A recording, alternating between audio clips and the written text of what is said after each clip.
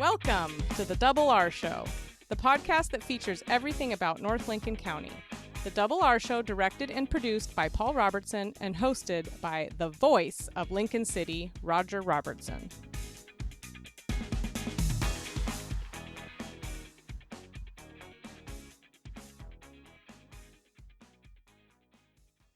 Welcome to the Double R Show, and Double R here along with son Paul, and interesting program ahead of us. We're going to spend some time with our state representative and our state senator. Yeah, a little bipartisan, bicameral discussion, right? It's good stuff, and congratulations to both gentlemen. They'll be back in Salem to represent the Oregon coast for another 2 and or 4 years. Correct, yeah.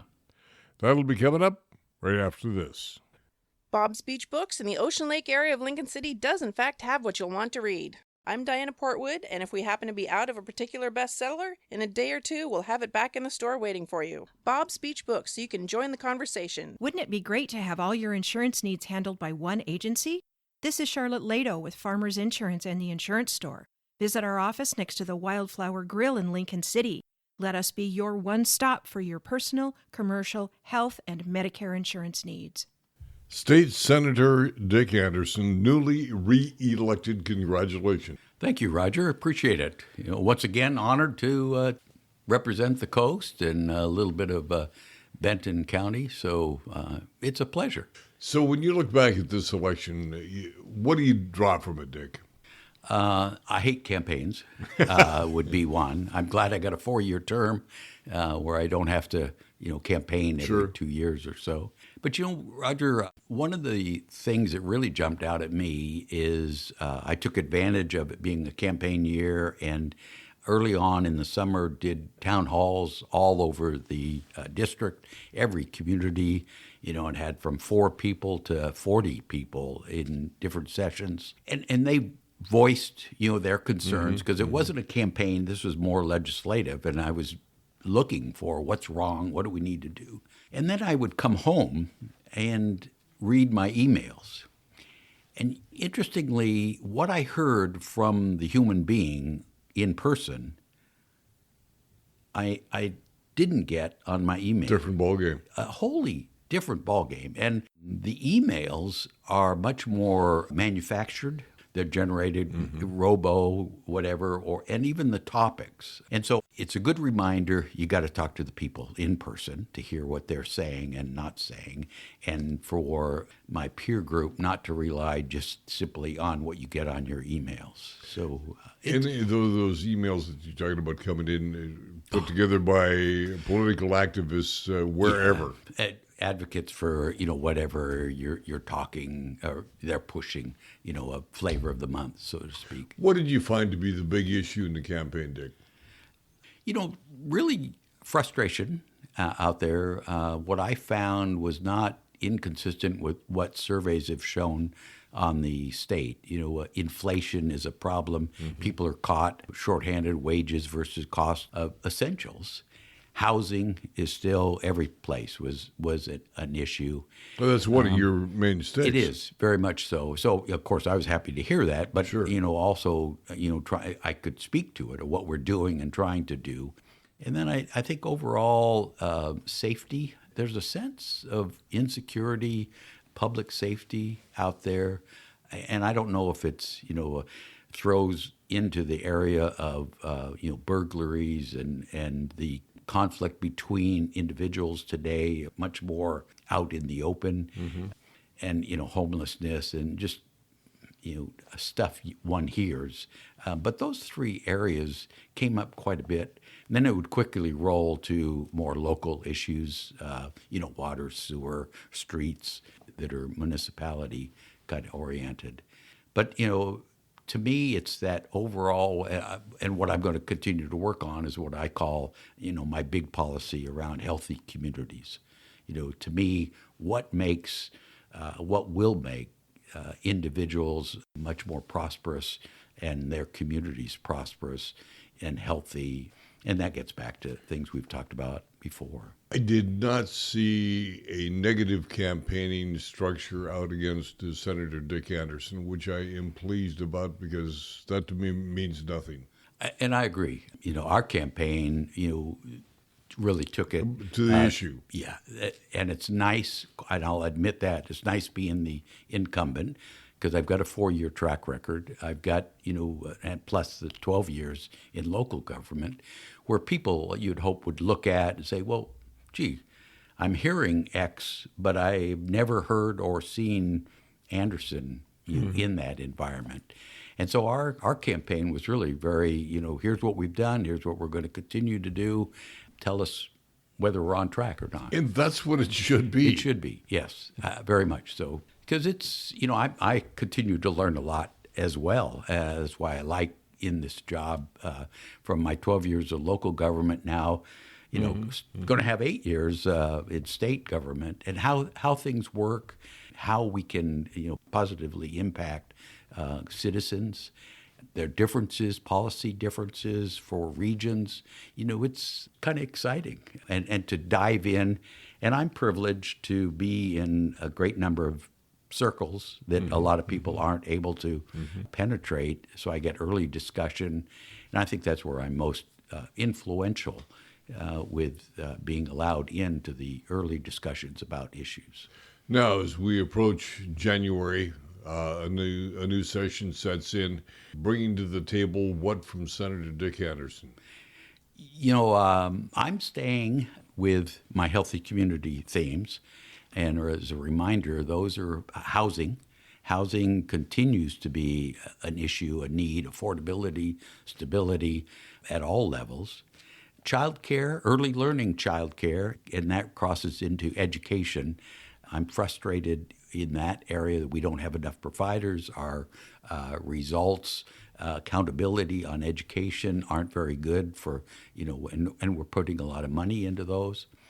Healthcare is kind of the same thing. And I'm talking about physical, mental, and oral health care. And I'm on a task force now, co-chair of the task force on behavioral health accountability.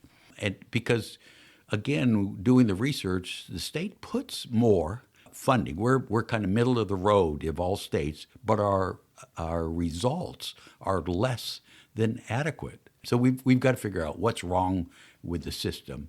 So I'm excited about that. And, those are the areas for me that are most important to economic development, to position your community to be accepted by, a business or job security. I'm excited about our, changeover, new president for the community college, workforce-oriented individual from Jamaica. I've met him a couple times. I was involved in the interviewing process. Nice guy. I'm looking forward to, what we can do locally here with the community college and the workforce. You are a Republican. Those issues don't seem to be coming on that side of the aisle. Roger, yes, you are correct, and I've heard that often, especially on the campaign trail. And you hit it. And the way I answer that is, look, certainly I carry a Republican card. The however is I'm much more interested and focused on, my community, Senate District 5, and the economics of it and the people. And I think that's from my 12 years of local government, seeing how things function and the needs of everyone.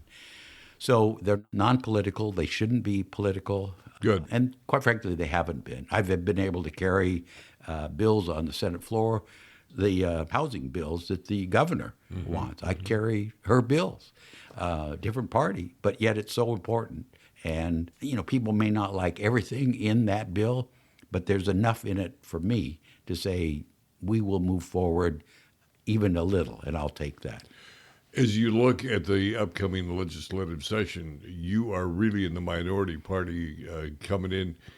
What can Dick Anderson, as Senator Dick Anderson, accomplish, given the numbers? Yes, right. On the quick look is, by all anticipation, the Senate will be a supermajority Democrat. That means, other than a quorum, because you need 20 to have a quorum in the Senate floor, the Democrats, the majority party, can run any bill without a Republican yes vote.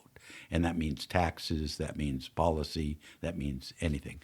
So getting to your question is why it's so important that I'm accepted by the other side, so to speak, and not just accepted, but I like to think that they appreciate what I bring to the table as far as discussion, options, opinions. And so I'm in those meetings early.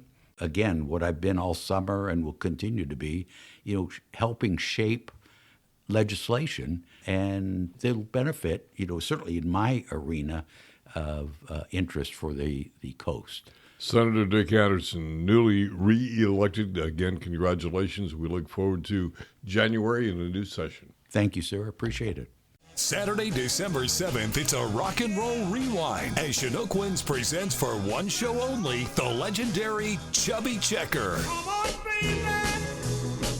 Let's do that twist. Come on, let's twist again. Tickets start at $45. Call 888-MAIN-ACT in person at the Chinook Winds box office or at ChinookWinds.com. Chubby Checker, December 7th at Chinook Winds, where concerts are better at the beach. We may be young, but we are experienced. Hi, Adina Zeller here, and Zeller's restaurants are now a year old, but the experience in preparing and serving food goes way back generations. Zeller's Lincoln City and Rose Lodge. Come on in.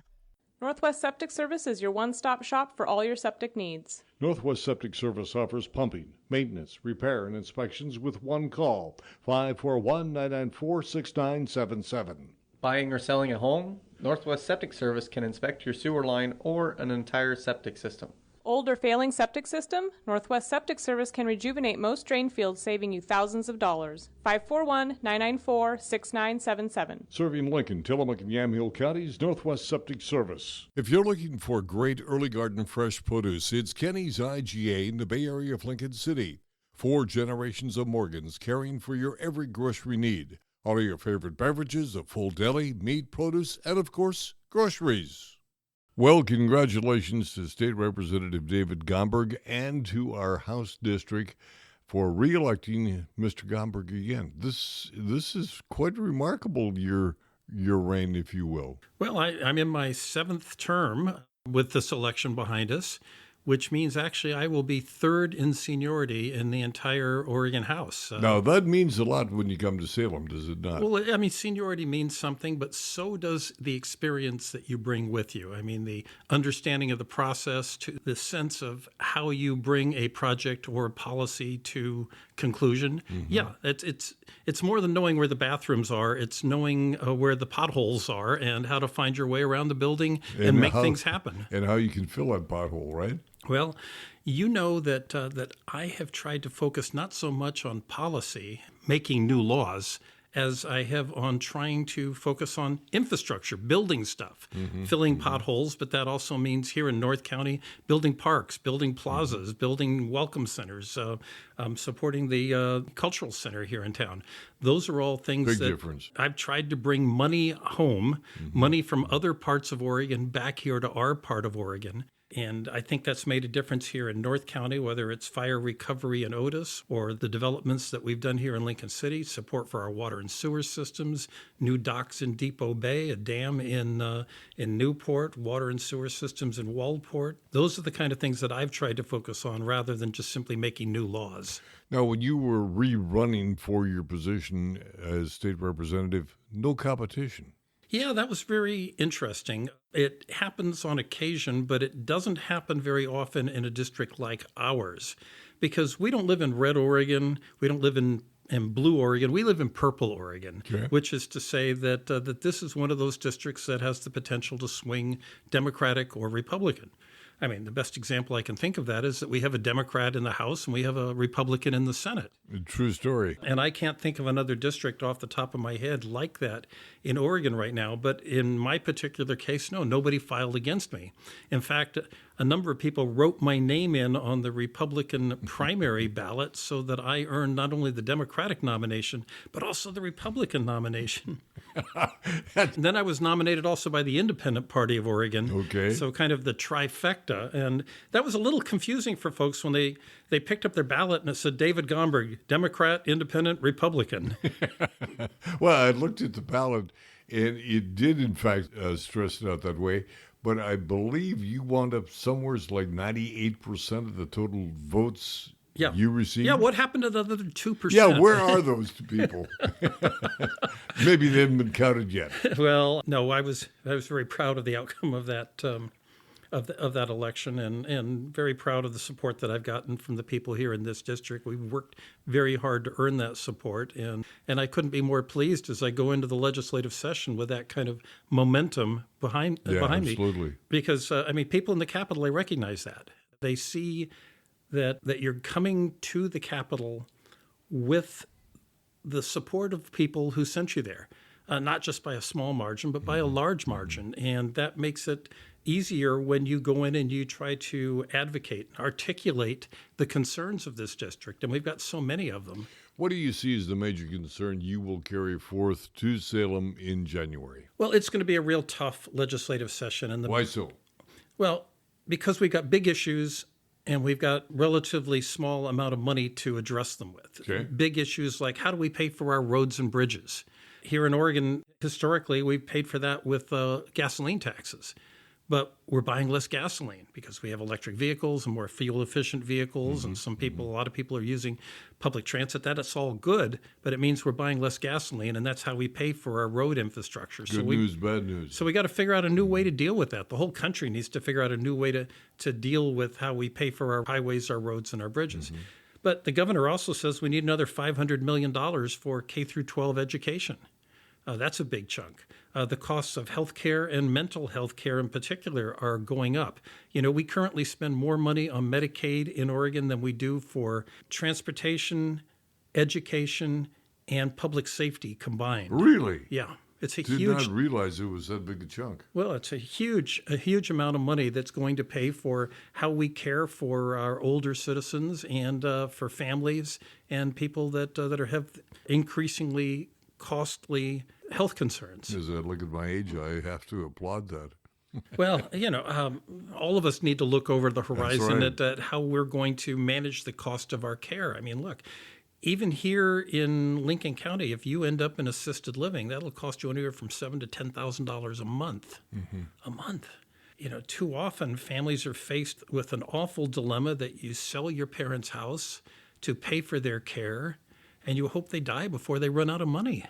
Yeah, they almost have to. That's a terrible situation, but it's illustrative of the cost of care, and in this case, elder care. But family care is just as expensive. Gosh, here in Lincoln County, it costs more to provide child care or acquire child care for an infant than it does to send that child to college 18 years later. If you can find the child care. If you can find child care. One of the things we've been working on very hard is to expand the base of child care that's available, and figuring if you choose to stay home and take care of your own child rather than going to work and spending all of your income to pay for their care, maybe you can have one of the neighbor's kids over as well, and try to have more home-based child care, licensed and well-trained and prepared to add to that part of our needs here on the coast. In the last legislative session, did you not address a lot of those issues that kept people from having child care in their home? Yeah, for example, if you wanted to have child care in your home as a licensed provider, you needed to have overhead sprinklers. Yes. I mean, what does it cost? What would it cost you to put overhead sprinklers in your house, Roger? It's a stupid amount of money, and you're going to decide that you're not going to provide child care to the neighbors because you don't want to spend all that money. So we said, well, look, we want those homes to be safe, but let's add some common sense to our evaluation of what constitutes a safe situation. If the child care is being provided on the first floor, not in the basement, not on the second floor, if there's no oven, stoves, or fireplaces between where that care is and the exit, then maybe you don't need to have overhead sprinklers. Does make sense. And, here at the coast, as we look at our economy, it's finding housing for people that want to work here because they can't find a place to live here. It's providing child care for the people that have young kids that want to go to work. And then finally, it's finding those new opportunities for people to move up through the economy from what we used to traditionally call a starter job into a medium job and then a better job so that they can look to their own futures. Do you have a number one objective when you hit Salem? This year, I want to focus on public safety. Okay. I think that in the last session, it was water and sewer and how water and sewer relates to housing, because you can't build new houses if you can't provide clean water coming out of the tap or dirty water going down the drain. The session before that, it was rural economic development and infrastructure, and we brought a lot of money home for a lot of projects with that effort. Now I want to see if we can do the same thing for public safety, and I do that by building a team of Democrats and Republicans who put a package of bills together, helping a number of different parts of Oregon, so we can build more fire stations, more police stations. We can do wildfire training. We can better prepare for major disasters, whether they are wildfires, droughts, or eventually an earthquake. I'll give you a quick example of that. Hospitals up and down the coast have an average of 3 days' supply of drinking water. I mean, we want families to be 2 weeks ready if there's a major event, and yet our hospitals, where people are going to go if they get hurt or if their homes are destroyed, our hospitals have 2 days. I want to get some money together to help them expand their supply of propane to keep their generators running and drinking water to keep people from being thirsty. I know you have to get out of here because you've got an important event to attend to this evening. This is being recorded ahead of time, but you've got an important event tonight. Well, that's right. I'm going down to the Taft football field where Senator Anderson and I have been asked to deliver the game ball to the 50-yard line right before the two teams flip a coin and decide who's going to take the kickoff. I told Dick I'll carry the ball out there and he can go long. Good line. Good line. Well, congratulations again, David, and we look forward to having you back numerous times during the legislative session, which kicks off January. Yeah, the beginning of January, but begins really in earnest in the beginning of February. Look, happy to come back and give you updates. I hope people also subscribe to my weekly newsletters so that they can get weekly information on what's going on in Salem. And if they have questions, drop me a note. Newly re-elected David Gomberg, State Representative. Congratulations and thank you. Well, thank you all so very much. Are you ready to spin and win on the Harvest Wheel of Riches? Win up to $10,000 instantly with just a quick whirl of the wheel. Play for your chance to win this November. Drawings on Sundays here at Chinook Winds, where it's better at the beach. We at La Roca are proud of our food, but don't take our word for it. Read the reviews. One person wrote, "The service was friendly and efficient." Another writes, La Roca has become one of our favorites because it's authentic Mexican food. And again, our thanks to State Representative David Gomberg and State Senator Dick Anderson for joining us and bringing us some insight of what's ahead of them in Salem next year. Moving forward, yeah. Moving forward. January coming again, yeah. Activities upcoming in and around the Lincoln City Community. Confederated Tribes of Siletz Indians will have their 47th annual Restoration Powwow Saturday. The Confederated Tribes of Siletz Indians invites everybody to the annual 47th Restoration. Dancers, drummers, this is a marvelous event. One of the finest cultural events that we're going to find on the Oregon coast. It certainly is. And grand entry is 6 p.m. typically. Don't miss it. Yeah. Don't miss it. And if you are a veteran, whether you're a tribal member or not, if you are a veteran, you're part of the grand entry at 6 o'clock. Good to know. Yeah. Thanks for sharing that. Yeah. You betcha. And this weekend, November 14, 15, Thursday, Friday, we got the holiday sale. That's taking place at Samaritan North Lincoln Hospital, put on by the Auxiliary. 9 to 4 is the time, and they're going to have quilts and Seas candy and a whole lot more. Angels Anonymous Festival of the Trees, forthcoming December 7th, but it opens up long before that, 3 or 4 days ahead of time for people to come in and view all of the trees and cast your ballot and buy your raffle tickets and support Angels Anonymous. Special thanks already go out to Washington Federal. The foundation at Washington Federal have pledged $3,000 to Angels Anonymous.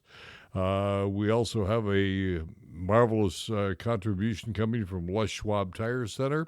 And Chet and Barbara Gardner have signed on as sponsors for this year's Festival of the Trees as well, with the contribution as well. So our thanks to them. Yeah, we just had Chet on the show just a little while ago. And so far, tree sponsors include Granny's Attic, St. Peter the Fisherman Lutheran Church, the Mermaid Salon, Zeller's Bar and Grill, Oregon Coast Bank, Northwest Natural, Lincoln City Gift and Ceramics, Habitat for Humanity, Beachcrest Brewery, Taft Boosters, Chinook Winds, the Chamber, Kiwanis, and Rotary. And also, if you'd like to sponsor our wreath for the wreath activity, you can join Granny's Attic and Don Brudimus as two of the wreaths. We have room, I think, for like 8 or 9, so a lot more space left for that as well. And the cruise party, this is your opportunity to go on a Holland America 4-night, 5-day cruise. This is sponsored by the Lincoln City Chamber of Commerce, and it will sail out of Vancouver, BC to Seattle and Victoria. Cabins inside start at $647 per person, double occupancy. And if you are a veteran, there's a free soup and sandwich activity for you at the Lincoln City Elks Lodge twice a month, the second and fourth Wednesdays of each month, 12 until 2 o'clock.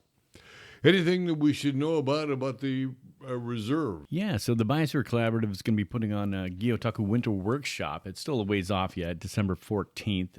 It's a Saturday at the Pelican Brewing there on Siletz Bay. So, yeah, you could register for that. And we just finished up a workshop kind of event, town hall meeting about the Cascade Head Scenic Research Area, too.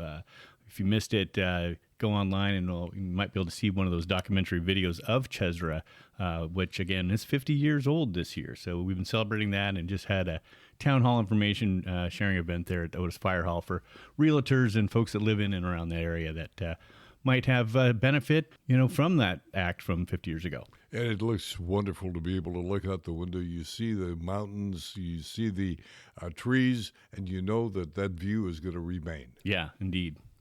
So that will do it to the doings on the Double R Show. Please remember to like, subscribe, share so you, your family, and friends around the world and across the street can enjoy us on the Double R Show. For Paul, Jana, I am Double R. Have yourself a happy day. You've been listening to The Double R Show. Join Roger and Paul Robertson as they explore everything about North Lincoln County. The Double R Show, produced by Always Productions and hosted by Roger Robertson. Have a story? Email contact@alwaysproductions.com or call 458-201-3039. For The Double R Show, I'm Jana Grawn.